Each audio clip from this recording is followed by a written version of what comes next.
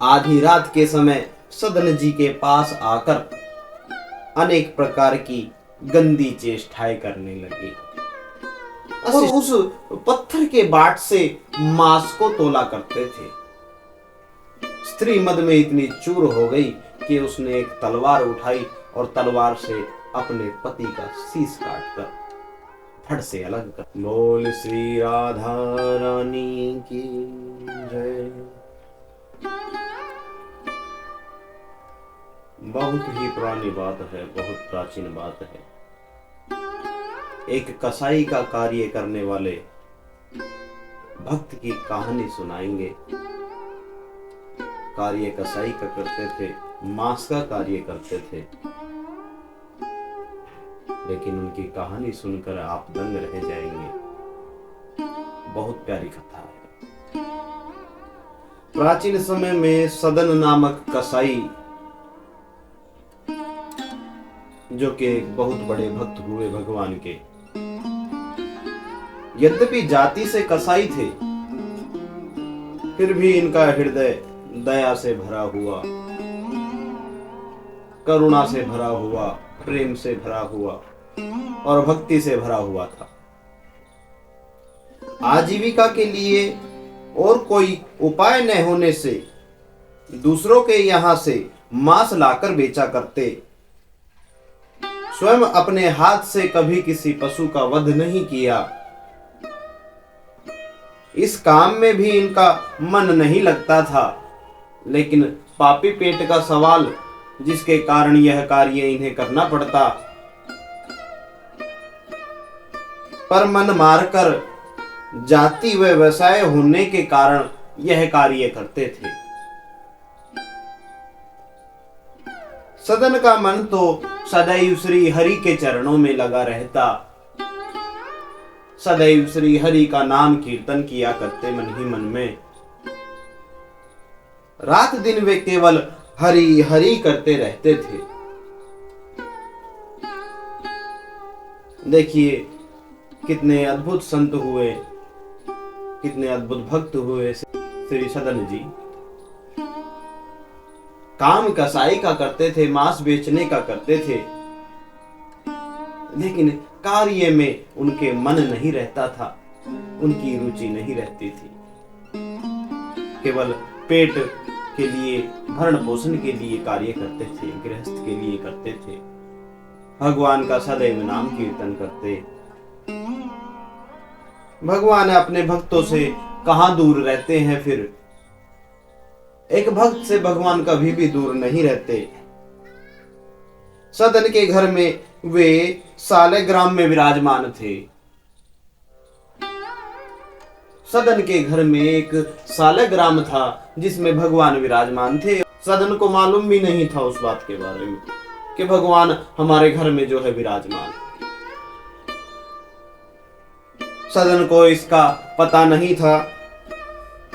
वे तो सालेग्राम को ही पत्थर का एक बाट समझते थे।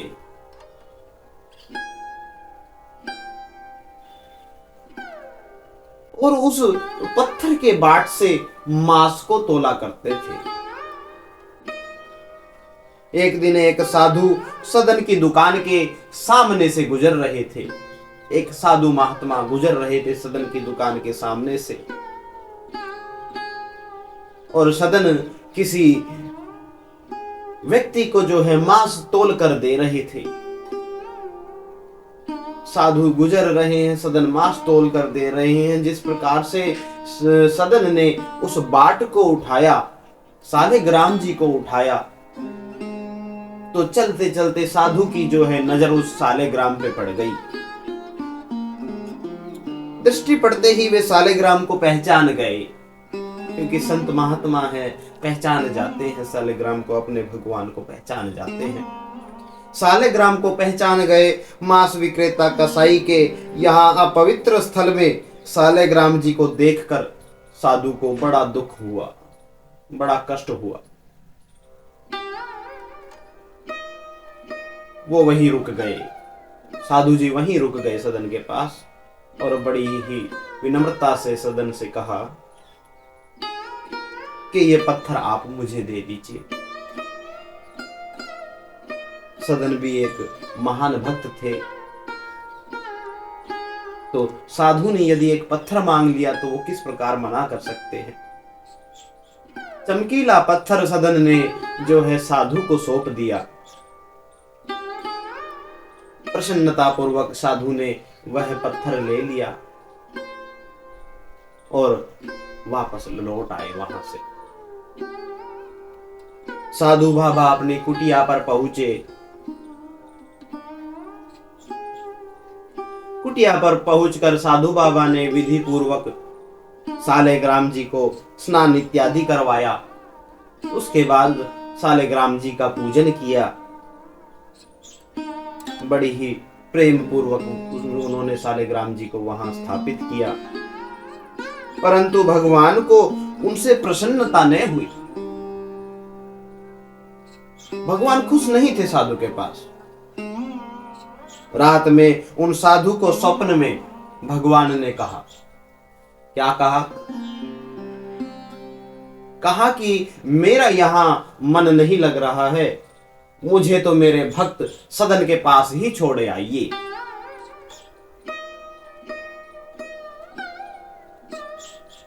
मुझे मेरे भक्त सदन के पास बहुत सुख मिलता है। जब वह मांस तोलने के लिए मुझे उठाता है, भगवान कह रहे हैं साधु जी से कि जब वह मांस तोलने के लिए मुझे उठाता है, तब उसके शीतल स्पर्श से अत्यंत आनंद की प्राप्ति होती है। मुझे सदन के बिना एक क्षण भी कहीं और नहीं रहना। देखिए भक्त और भगवान का कितना अटूट संबंध है। साधु महाराज जब सुबह जगे तो उन्होंने स्वप्न को जो है अपने ध्यान किया, स्वप्न को याद किया।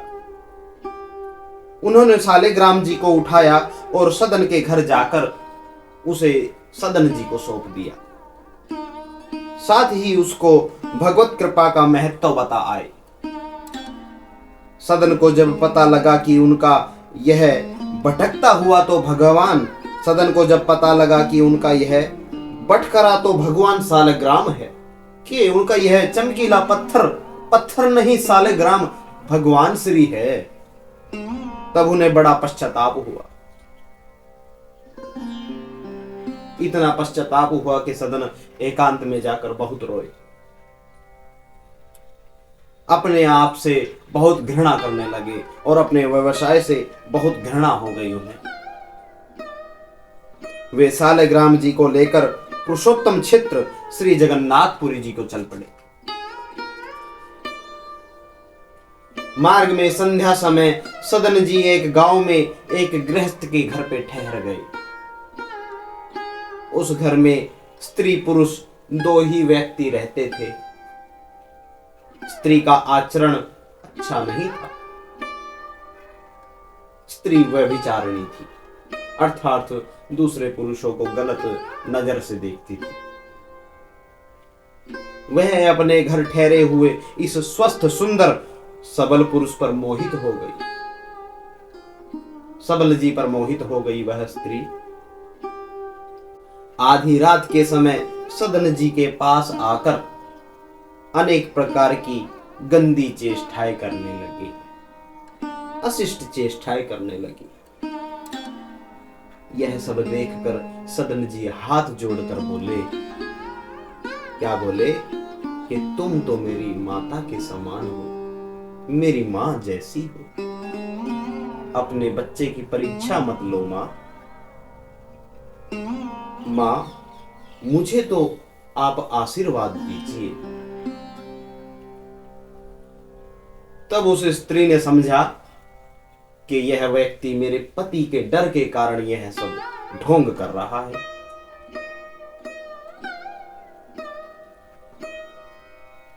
स्त्री मद में इतनी चूर हो गई कि उसने एक तलवार उठाई और तलवार से अपने पति का शीश काटकर फट से अलग कर दिया। और शीश काटने के बाद सदन जी के पास जो है वह दोबारा से पहुंची और जाकर कहा कि अब डरने की कोई आवश्यकता नहीं है, मैंने अपने पति को मार दिया। इतना सुनने के बाद सदन जी घबरा गए, सदन जी डर गए। स्त्री ने बहुत प्रयास किया गलत चेष्टा करने का, लेकिन सदन जी के आगे स्त्री की एक न चली। अंततः जब स्त्री को लगा कि मेरा कोई भी प्रयास इनके ऊपर कार्य नहीं करेगा, तो स्त्री दरवाजे पर बैठकर छाती पीट पीट कर रोने लगी और वहां पर गांव वालों को इकट्ठा कर लिया। गांव वाले जैसे ही वहां पर इकट्ठे हुए, एकत्रित हो गए, स्त्री ने कहा कि इस पुरुष को हमने यहाँ पर रहने के लिए स्थान दिया, लेकिन इसने जो है मेरे पति का ही वध कर दिया, पति को मार दिया और मेरे साथ जो है बलात्कार का प्रयास कर रहा था।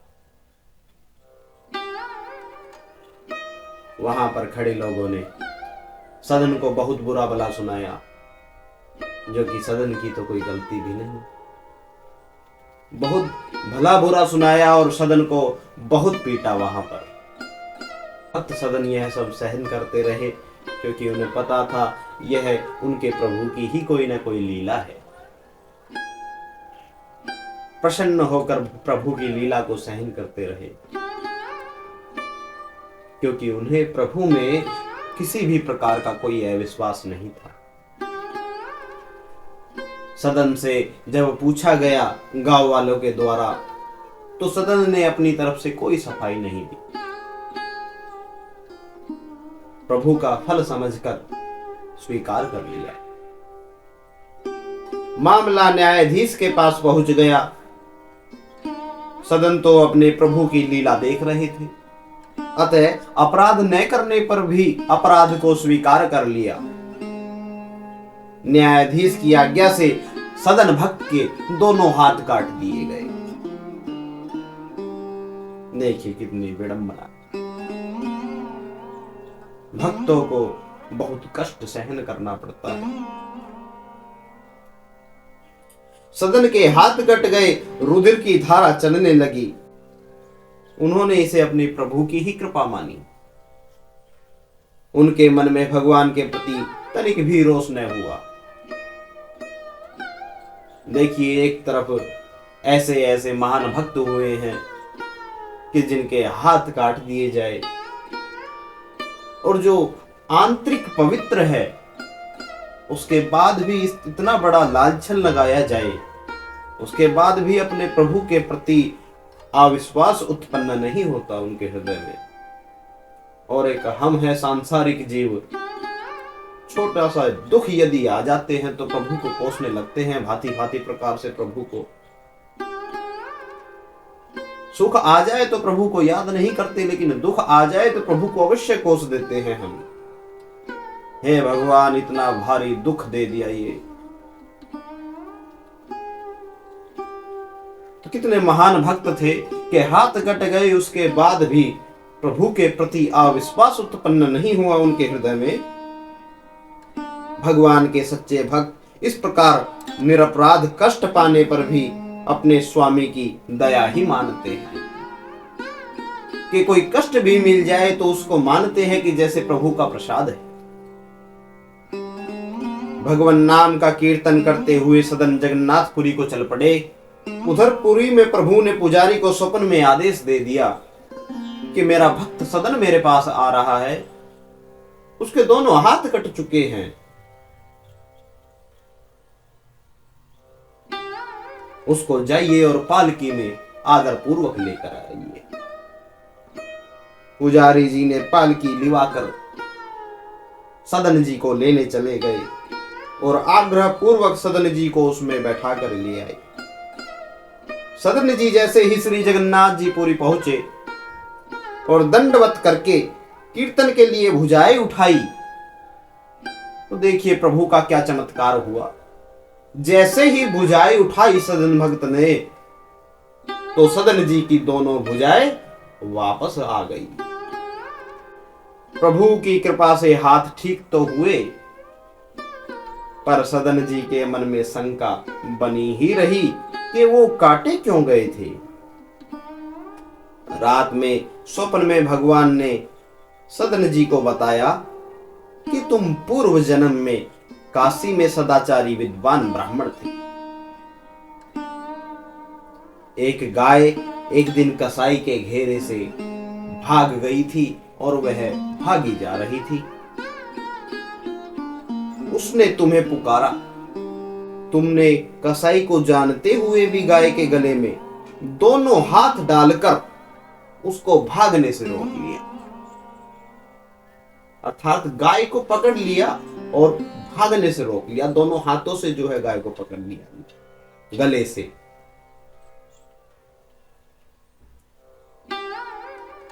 वही गाय वह स्त्री थी जिसने अपने पति को मार दिया। पूर्व जन्म में वो स्त्री वही गाय थी और वो स्त्री का जो पुरुष था वो वह कसाई था। पूर्व जन्म का बदला लेने के लिए उसने उसका गला काटा।